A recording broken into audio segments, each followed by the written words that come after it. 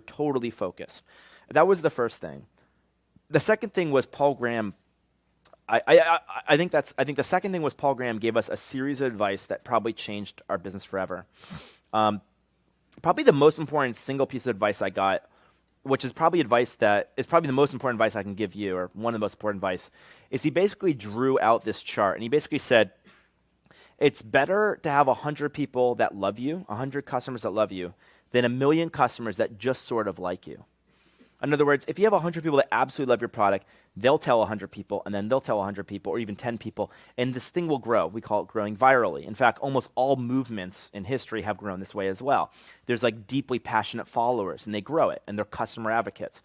And the problem is in Silicon Valley, the general wisdom is, I need to build some app, this thing, it needs to have this viral coefficient. I need to get millions of people to use it, and they got to like it enough to share it. And that's totally the wrong way to think about it, especially if you're in a service business like ours. So Paul Graham said, all you have to do is get 100 people like you. Don't worry about millions of people. That was totally freeing. Because until then, I'm like, how the hell am I going to get a million people to do this if I can't even get my mom or my sister to do it? But I can find 100 people.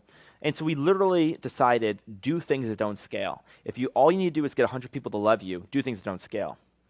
It turns out 100 people that love you is really hard because it's easy 100 people to like you.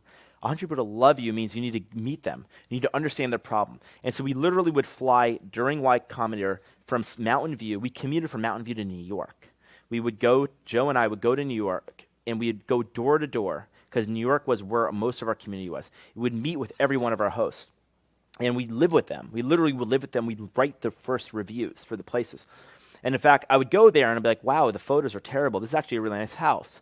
And the host was like, well, I can't figure out how to get photos onto my computer. This is before really the iPhone and high quality camera.